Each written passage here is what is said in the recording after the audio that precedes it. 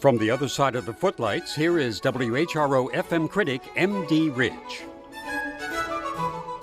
In the reverberant acoustics of Sacred Heart Church in Norfolk, October 11th, the Virginia Chorale presented à la Francaise, a program of delightful music from the 16th to 20th centuries from a variety of French-speaking countries. They began with Margoton va à l'eau. Margoton went to the well, a wry little dialogue by Francis Poulenc about a girl who went to fetch water, fell in the well, was pulled out by three handsome lads who expected from her what she had no intention of giving them. It was light and quick and charming. Next came three 16th century chansons from around the world. First up was Tant que vivrai, While I Live, by Claude de Sermicy. In the text by Clément Marot, the singers tell that as long as they live, they serve love, the powerful king, in words, deeds, song, and dance, because love is so good. I recognized it with delight because I had to memorize it in my high school French class, with a slight variation, a long, long time ago, and never forgot it.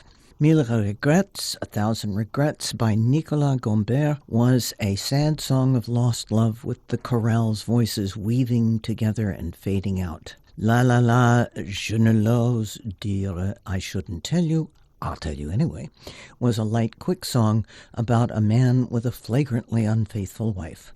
Small-town gossip hasn't changed much in 500 years.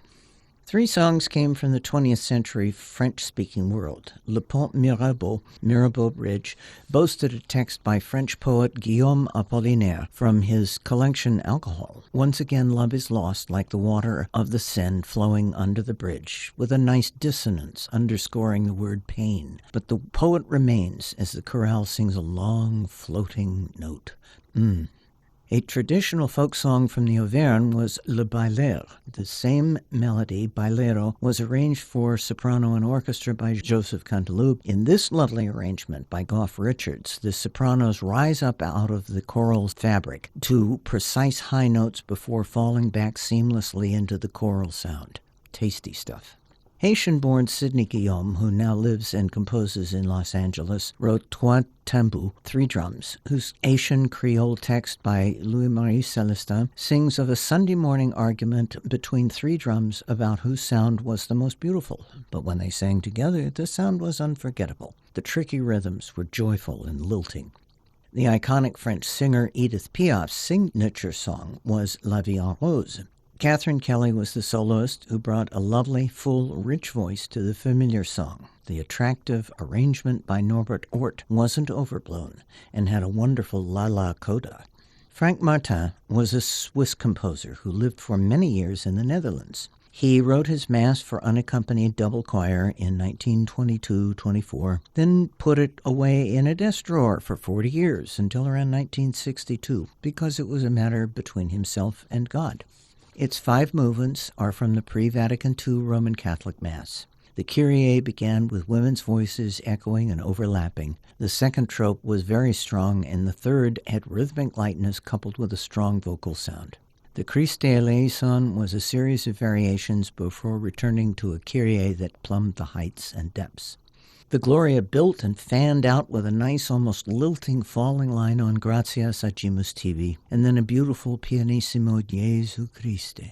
The Miserere Nobis was a passionate plea for God's mercy. The men began Quoniam tu solus, you alone are the Holy One, in unison, and were joined by the women's voices. The spinning out of the last line, Cum Sancto Spiritus, led into a simple, effective, one-note Amen. The Credo is the longest movement, packed with texts, sung fairly straightforwardly. Et homo factus est was thoughtful, Crucifixus etiam was somber, and the Resurrexit was light and airy. The Sanctus was a tapestry of voices weaving and rising with an abrupt change of rhythm on Pleni sunt Caeli, heaven and earth are full, before the repetitions of Hosanna. After the Benedictus, the Hosannas rose again into sudden quiet. The final movement, Agnus Dei, had a low drone with high voices over it and strange harmonies. The final trope led into an exquisite ending on Pacem, peace. Artistic director and conductor Charles Woodward brought out every nuance. From the other side of the Footlights, I'm M.D. Ridge.